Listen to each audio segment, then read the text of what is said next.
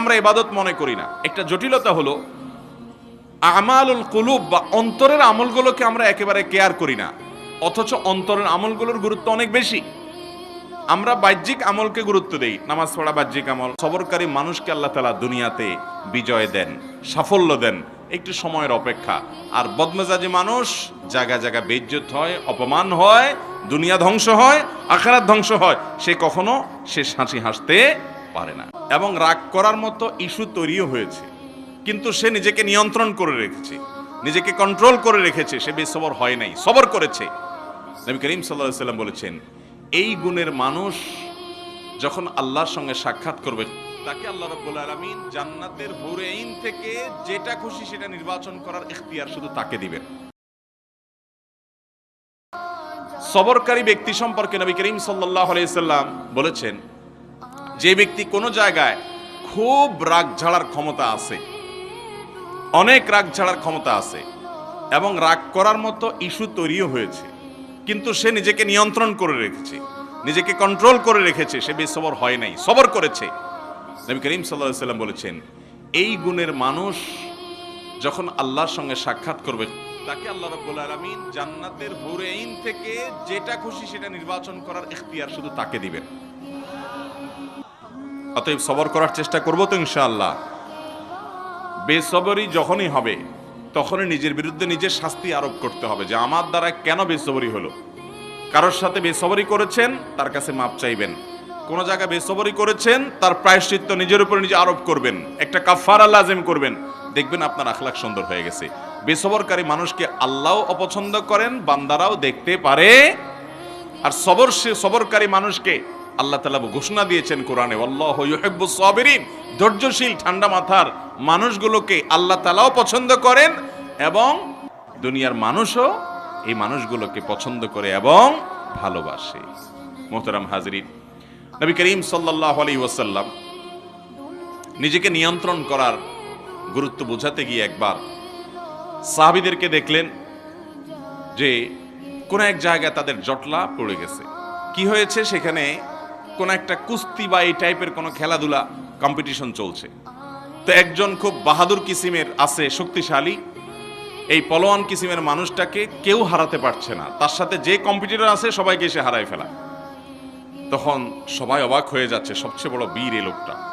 নবী করিম সাল্লাল্লাহু আলাইহি ওয়াসাল্লাম বলেছেন, এই লোকটা বীর বুঝলাম, এর চাইতে বড় বীর আছে, তোমাদেরকে কি আমি পরিচয় করাই দেবো? সাহাবীরা বলল, অবশ্যই।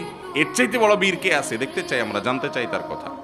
তখন নবী করিম সাল্লাল্লাহু আলাইহি ওয়াসাল্লাম বলেছেন, প্রতিপক্ষকে কুপকাত করে ফেলা কুস্তিতে এটা আসল এবং বড় বীরত্ব নয়।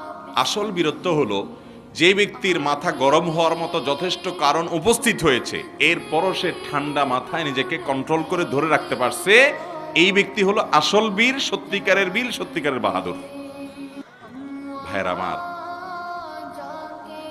রাগ আসার পর মুখ দিয়া যা তা বলে ফেললেন, যা তা করে ফেললেন, এটা হলো অনেকটা ডায়রিয়ার রোগীর মতো। ডায়রিয়ার রোগী, এই বেচারার রোগটা যখন চরম পর্যায়ে পৌঁছায় যায়, তখন এতটাই ডাইরেক্ট হয়ে যায়, সে আর কন্ট্রোল করে আটকায় রাখতে পারে না। বিছানায় পড়ে যায়, রাস্তায় টয়লেটে যেতে যেতে মাঝপথে পড়ে যায়, কাপড় চোপড় নষ্ট হয়ে যায়, যেখানে সেখানে নষ্ট হয়ে যায়।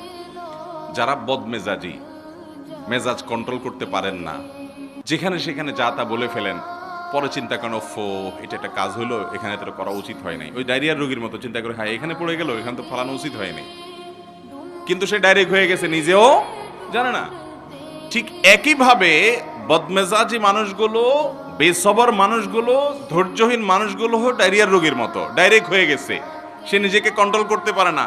ঘটনা ঘটে দেওয়ার পরে এরপরে আফসোস করে, হারে এখানে এটা করা উচিত হয় নাই, বেশি হয়ে গেছে। এরকম হয় কি হয় না আমাদের? আল্লাহ তাআলা আমাদেরকে সবরকারী এবং ধৈর্যশীল মানুষ হওয়ার তৌফিক দান করুন।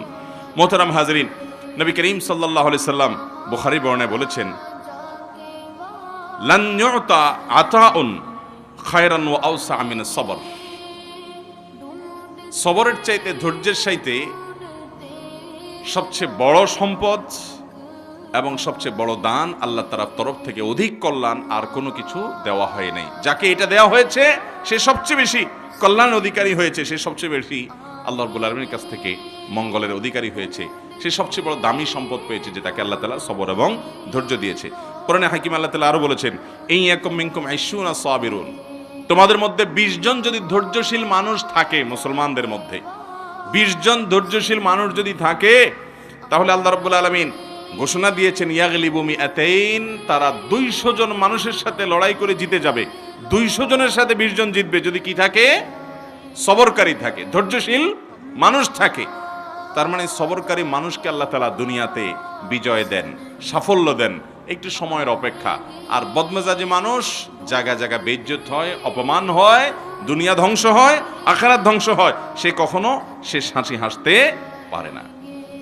দুনিয়াতে যত নবী রাসূল এসেছেন, প্রত্যেক নবী রাসূলকে আল্লাহ তাআলা সবরের পরীক্ষা নিয়েছেন, কঠিন থেকে কঠিন পরীক্ষা নিয়েছেন, আর তারা সবাই সে পরীক্ষা উত্তীর্ণ হয়েছেন। আপনি দেখেন, একেবারে শুরু থেকে দেখবেন আদম আলাইহিস সালামের জীবনে পরীক্ষা ছিল, তিনি সবর করেছেন। সুলাইমান আলাইহিস সালাম মহারাজা ছিলেন, গোটা দুনিয়ার রাজত্ব করেছেন, তারপরও পরীক্ষা এসেছে। রাজত্ব কিছু সময়ের জন্য চলে গেছে, নানামুখী পরীক্ষা আরো এসেছে, সবর করেছেন। দাউদ আলাইহিস সালামের জীবনে পরীক্ষা এসেছে, সবর করেছেন। আইয়ুব আলাইহিস সালামের জীবনে মহা পরীক্ষা এসেছে, সবর করেছেন। ইউনূস আলাইহিস সালামের জীবনে পরীক্ষা এসেছে, তিনি সবর করেছেন।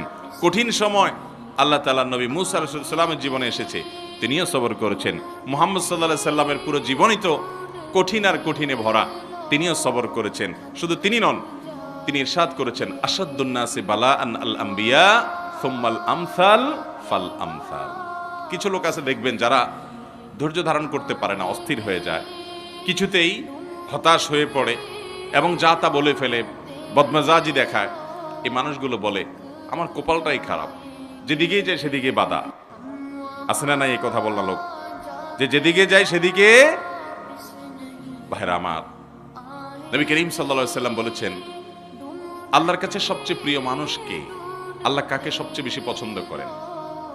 ইন্নাল্লাহা ইযা আহাব্বা কওমান ইবতালাহুম, আল্লাহ যখন কোনো মানুষকে, কোনো সম্প্রদায়কে পছন্দ করেন, তখন তাদেরকে পরীক্ষায় ফেলেন, কঠিন কঠিন পরীক্ষা এবং বিপদ দেন।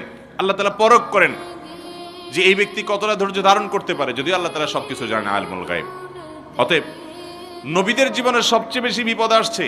আপনি আমাদের নবী করিম সাল্লাল্লাহু আলাইহি সাল্লামের পুরো জীবন ইতিহাস পড়েন, পুরো সিরাত পড়েন, দেখবেন যে মক্কার জীবনে পদে পদে বাধা। মক্কা থেকে মদিনা চলে আসছেন আর শান্তির ফুলগোধারা চালু হয়েছে, ব্যাপারটা এরকম না। বরং সেখানেও দেখা গেছে সেখানকার ইয়াহুদিরা ডিস্টার্ব করেছে, মক্কার মুশরিকরা ডিস্টার্ব করেছে, আশপাশে বেদুইনরা ডিস্টার্ব করেছে, নানামুখী বাধা, মুনাফিকদের ডিস্টার্ব, একের পর এক শুধুমাত্র ডিস্টার্ব, বিপদই বিপদ। এই সকল বিপদ সারা জীবন মোকাবেলা করে এই সকল বিপদ থেকে উত্তরণের পথ তিনি খুঁজে বের করেছেন, খুব ঠান্ডা মাথায়, বুদ্ধিমত্তার সাথে, সবরের সাথে, ধৈর্যের সাথে। আল্লাহ তাআলা আমাদের সবাইকে সেরকম ধৈর্যশীল মানুষদের কাতারে শামিল হওয়ার তৌফিক দান করুন। ভাইরা আমার, সাহাবীদের ভিতরে দেখবেন সেই সকল মানুষগুলো আল্লাহ তাআলার প্রিয় পাত্র হয়েছেন যারা সবর করেছেন। বেলাল রাদিয়াল্লাহু তাআলা আনহু, সুহাইব রাদিয়াল্লাহু তাআলা আনহু এবং আরো অনেক সাহাবায়ে কেরাম এবং আইম্মে মুজতাহিদিনদের মধ্যে দেখবেন ইমাম আযম আবু হানিফা রাহিমাহুল্লাহ, ইমাম শাফি রাহিমাহুল্লাহ, ইমাম আহমদ ইবনে হাম্বল রাহিমাহুমুল্লাহ, আরো বড় বড় ইমামদেরকে দেখবেন তাদের জীবনে শুধু পরীক্ষা, টর্চার, বিপদ, জুলুম এগুলা সহ্য করে তারা আল্লাহ তাআলার প্রিয় পাত্র হয়েছেন। আমরা চাই যে না, সব কিছু আমার বেটে বলে হয়ে যাবে। যার ভিতরে তাওহীদ যত মজবুত থাকে, আল্লাহর প্রতি ঈমান যত স্ট্রং থাকে, সে তত সবরকারী হয়, তত ধৈর্যশীল হয়। যার ভিতরে তাওহীদ যত দুর্বল থাকে, সে তত বেসবর হয়। কারণ আল্লাহ তাআলার জাতের প্রতি যদি ঈমান থাকে, সে বিশ্বাস করে যে আল্লাহ তাআলা আমার কল্যাণ আমার চাইতে ভালো বুঝেন, অতএব আমি যা চাইছি তা হয় নাই, ওকে তাহলে আল্লাহর উপর আমি ছেড়ে দিলাম, আমি খুশি আল্লাহর ফয়সালায়। আল্লাহর প্রতি ঈমানের দুর্বলতার অনেক প্রমাণের ভিতরে একটা বড় প্রমাণ হলো বেসবরি এবং ধৈর্যহীনতা। অতএব ধৈর্য ধরার চেষ্টা করব তো ইনশাআল্লাহ। আল্লাহ তাআলা আমাদের সবাইকে তৌফিক দান করুন।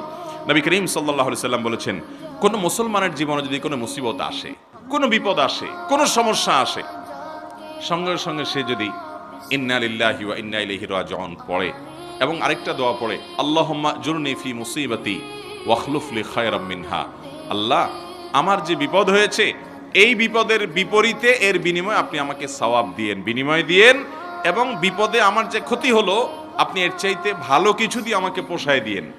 এই দোয়া যদি কেউ পড়ে, তো আল্লাহ রাব্বুল আলামিন তার ওই বিপদে যা ক্ষতি হবে তার থেকে বেশি দিয়ে তাকে অবশ্যই পুষিয়ে দিবেন। উম্মে সালামা রাদিয়াল্লাহু তাআলা আনহা, নবী করিম সাল্লাল্লাহু আলাইহি সাল্লামের স্ত্রী, তিনি বলেন যে আমি নবী করিম সাল্লাল্লাহু আলাইহি সাল্লামকে কিভাবে পেয়েছি তোমরা জানো? অদ্ভুত ঘটনা, শিক্ষা নেওয়ার মতো একটা ঘটনা। তিনি বলেছেন যে আমার স্বামী আবু সালামা যখন মারা গেলেন, আমি খুব বেশি ব্যথিত হলাম, মর্মাহত হলাম যে একজন ভালো সঙ্গী হারালাম, স্বামীকে হারালাম। তো আল্লাহর কাছে আমি কেঁদে কেটে নবী সাল্লাল্লাহু আলাইহি সাল্লামের সেখানে এই দোয়াটা পড়েছি, আল্লাহুম্মা জুরনি ফি মুসিবাতি, আল্লাহ আমার মুসিবত এবং বিপদে আপনি আমাকে বিনিময় দিয়েন, বিপদ যে হলো এর বিনিময় আপনি আমাকে দিয়েন, ওয়াখলুফলি খায়রাম মিনহা, এবং এই বিপদে আমার যা ক্ষতি হলো, আমি যে হারালাম স্বামীকে, তার চাইতে বেটার কিছু আমাকে দিয়েন। আমি দোয়া আল্লাহর কাছে করে গেছি সব সময়। আল্লাহ তাআলা আবু সালামা আমার স্বামীর মৃত্যুর পর অকল্পনীয়ভাবে, অভাবনীয়ভাবে আমাকে মুহাম্মদুর রাসূলুল্লাহ সাল্লাল্লাহু আলাইহি ওয়াসাল্লাম স্ত্রী বানিয়ে দিয়েছে। আবু সালামাকে হারিয়ে তার চাইতে বেটারটা পাইছেন না, পান নাই? মুহতারাম হাজিরিন, অতএব যেই কোন বিপদে ইমানদারের ইমান যত মজবুত হবে সে তত বেশি হাসতে পারবে যে আলহামদুলিল্লাহ আমার রব আমাকে যে অবস্থা রেখে খুশি, আমি অবস্থার উপরে খুশি, এবং বিপদ যতই আসবে আমি সেটাকে ওয়েলকাম করব, বেসবর হব না, ধৈর্যহীন হব না। আমাদের সংসারগুলোতে আজ যে অশান্তি, আমাদের সমাজে যে আজ বিশৃঙ্খলা, অশান্তি, এর মূল যদি কয়েকটা কারণ বের করা হয়, অন্যতম প্রধান কারণ হবে বেসবর, ধৈর্যহীনতা, সবরহীনতা। ঘরে ঘরে সংসারগুলো টিকছে না, ভেঙে খানখান হয়ে যাচ্ছে, প্রতি মুহূর্তে মুহূর্তে বিবাহ বিচ্ছেদের ঘটনা ঘটছে। অন্যতম কারণ ধৈর্য সহ্য নাই, ছেলেরও ধৈর্য নাই, মেয়েরও ধৈর্য নেই। কিছু হলেই সব হটমেজাজি হয়ে যায়, সবাই কাট্টি দেওয়া শুরু করে। কাট্টি বুঝেন তো? আপনাদের এলাকায় কি বলে? দোস্ত দোস্ত একটু অভিমান হলে, রাগারাগি হলে বলে না তোর সাথে কাট্টি, এই যে তোর সাথে আর কথা নাই। স্বামী স্ত্রীর মধ্যে আজকাল এই অবস্থা। প্রতিটি ঘরে ঘরে অশান্তির মূল কারণই হলো সবরহীনতা, যে ধৈর্য জিনিসটা আজ আমাদের কাছ থেকে নাই। এটাকে আমরা ইবাদত মনে করি না। একটা জটিলতা হলো আমালুল কুলুব বা অন্তরের আমলগুলোকে আমরা একেবারে কেয়ার করি না, অথচ অন্তরের আমলগুলোর গুরুত্ব অনেক বেশি। আমরা বাহ্যিক আমলকে গুরুত্ব দেই, নামাজ পড়া বাহ্যিক আমল, সিয়াম পালন করা বাহ্যিক আমল, যাকাত দেওয়া বাহ্যিক আমল, তেলাওয়াত করা বাহ্যিক আমল, এগুলো বাহ্যিক অঙ্গ প্রত্যঙ্গ দিয়ে, চোখ মুখ হাত পা এগুলো দিয়ে করতে হয়। কিছু আমল আছে যে আমলগুলো অন্তরের ভেতরে লালন করতে হয়, এগুলো দেখা যায় না, এর ভিতরে সবর অন্যতম। এই আমলটা যদি কেউ করতে পারে, ভেতরে যদি ধৈর্যটা আনতে পারে, এটা নিজের সঙ্গে নিজে সংগ্রাম করে করতে হয়, এর জন্য লড়াই করতে হয়, এর জন্য আত্মসমালোচনা করতে হয়, নিজের হিসাব মিলাতে হয় যে আমি মানুষটা কতটা ধৈর্যশীল, কতটা ধৈর্যহীন, আমি কতটা হটমেজাজি হই, বউয়ের সাথে কয়বার আমি বদমেজাজি দেখাই। বউ হিসাবে তিনি চিন্তা করবেন স্বামীর সাথে কয়বার তিনি বদমেজাজি করেন, প্রতিদিনের হিসাব মিলাবেন, এরপর তিনি নিজের যোগ বিয়োগ করে নিজেকে সংশোধনের চেষ্টা করবেন। আমরা চেষ্টা করবো তো ইনশাআল্লাহ। আল্লাহ রাব্বুল আলামিন আপনাকে, আমাকে, আমাদের সবাইকে সবরকারী মানুষদের কাতারে শামিল হওয়ার তৌফিক দান করুন। মুহতারাম হাজিরিন, নবী করিম সাল্লাল্লাহু আলাইহি ওয়াসাল্লাম তিনি তার সাহাবা একরামকে সবরের প্রশিক্ষণ দিয়েছেন।